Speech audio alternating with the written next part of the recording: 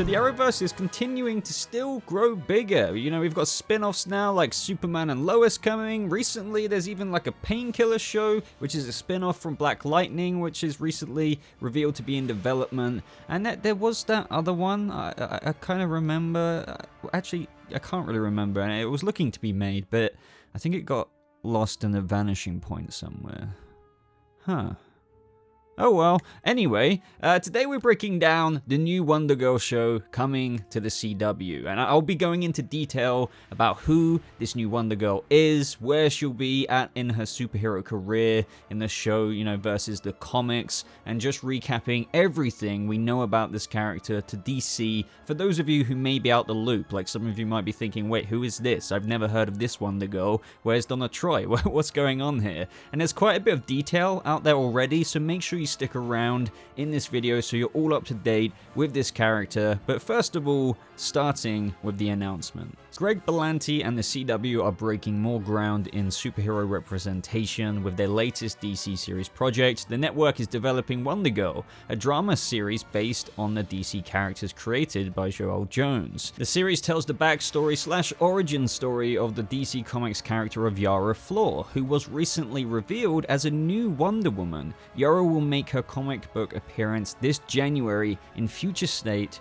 Wonder Woman, part of DC's Future State event, written and drawn by Jones. The prospective 1-hour drama revolves around Yara Flor, a Latina dreamer who was born of an Amazonian warrior and a Brazilian river god. She learns that she is Wonder Girl, and with her newfound power, must fight the evil forces that would seek to destroy the world. Now, just to clear up any confusion with regards to the Future State Yara Flor, who will be the new Wonder Woman, and what the CW will be doing with this show, is that this show will be the origin story of Flor as Wonder Girl. I mean, kind of obviously, as that's the name of the show. Whereas in the Future State story in the comics, that will feature the adult version of the character who will be taking up that Wonder Woman mantle and new take on Wonder Woman. Oh yeah, and now that we're a couple of minutes in, for those of you who are a couple of minutes in, maybe hit that like button, really helps. Thank you very much, but let's continue.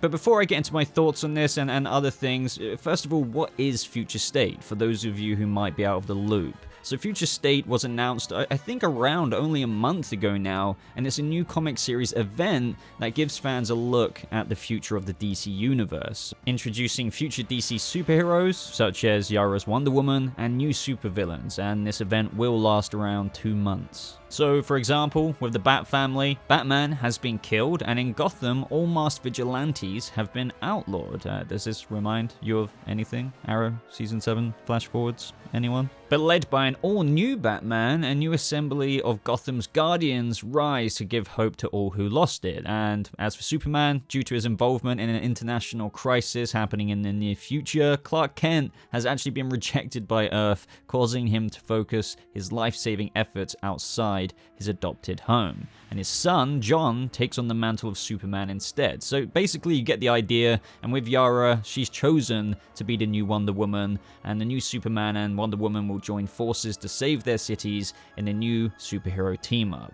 So honestly, I do think it's pretty cool to not only bring in a new take and iteration of a character on Wonder Woman, with a brand new character being Yara Flor, but not only that, if you think about it, it's alongside that brand spanking new character and hero, except they're making a live action show focusing on the character as well. I mean, it kind of goes hand in hand if you think about it, and I just think it's pretty awesome that you can kind of read these comics where she's Wonder Woman in the future, and you can also, especially if you're a big fan of this, in January, you know, because that's when the Future State is releasing, and you get to see the Wonder Woman version of Yara Flor, the adult version, you'll later get to enjoy seeing her superhero adventures in this live action show. And we also have even more context to Yara's character in the upcoming comics that could give us even more of what to expect from the upcoming CW show. So Jamie S. Rich had this to say about her connection to the Amazons. We will eventually discover that there are connections to the other tribes of the Amazons that we have established. Yara does have some connection to the Amazons, and part of what we'll discover in her origin is what activates her position, what makes her Wonder Woman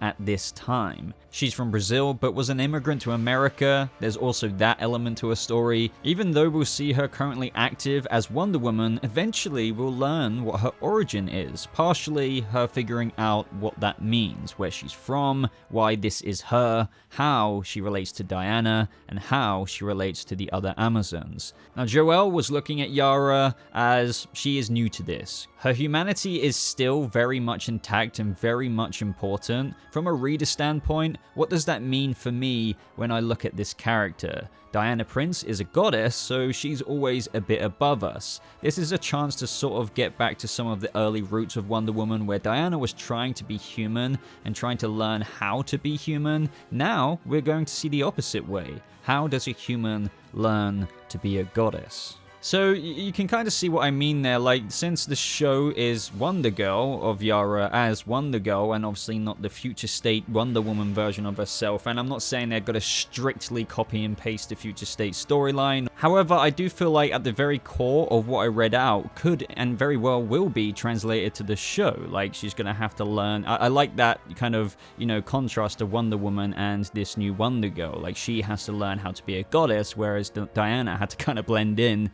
and learn to be a bit more human. And it's going to be interesting to see how they approach that in the live-action CW show. It's fantastic that we finally have a Latina lead on the CW show. I believe, if you think about it, we have Yolanda Montez from Stargirl, but she's not the lead. But, you know, I mean, that's something. We've had Wildcat as a Latina, but now, as Wonder Girl, you're going to get, well, a Latina lead. So that's good for representation, obviously. And also another kind of cool thought with all the really hardcore CW fans out there, or just any fan really of this Arrowverse, if you kind of think about it as well, this brings the CW very, very close to having its own Justice League, since, well, it's kind of self-explanatory, especially if you're seeing what you see on screen now. What we've been missing in the Arrowverse really is the Themysciran side of things, and just, you know, Wonder Girl or Wonder Woman, and technically Yara is both, depending at what time you look at her in. So yeah, Yara Flor is brand new, and Future State will be coming in January, so if you want to get a little bit more inside the character, so to speak,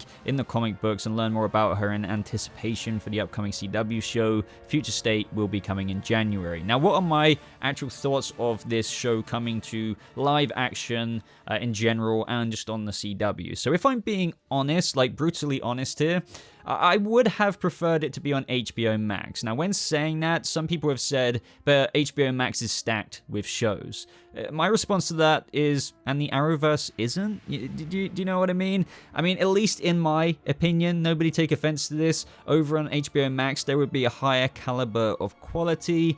And yes, I know, we have Stargirl on the CW, it's fantastic. I really do enjoy it. And I don't think anyone can deny, if not, I honestly feel like you're just in denial. Stargirl is of much higher quality than the other Arrowverse shows, which, you know, are still sticking to the same formulaic format since its inception. And the reason why Stargirl looks so different is because it didn't even originate from the CW. It literally came from DC Universe. So, you know, when the CW got the rights to it, the same creative team, it is still there. So it's maintaining that new approach, the new cinematic style, you name it, the ways of shooting, which is so refreshing to me compared to the other Arrowverse shows. So what I'm trying to say here is, if Stargirl didn't originally come from DC Universe and then over to the CW, and let's say it was originally made by the CW, it would look very, very, very, very, very, very different. But here's to hoping that the CW looks at Stargirl and sees how successful that approach is with its production, you know, the styles of shooting that came from DC Universe and its sister shows like Doom Patrol and Titan. Say what you will about Titans, but no matter what, I prefer the way they shoot that compared to the Arrowverse shows, and hopefully they lend that to the upcoming Wonder Girl series they're developing.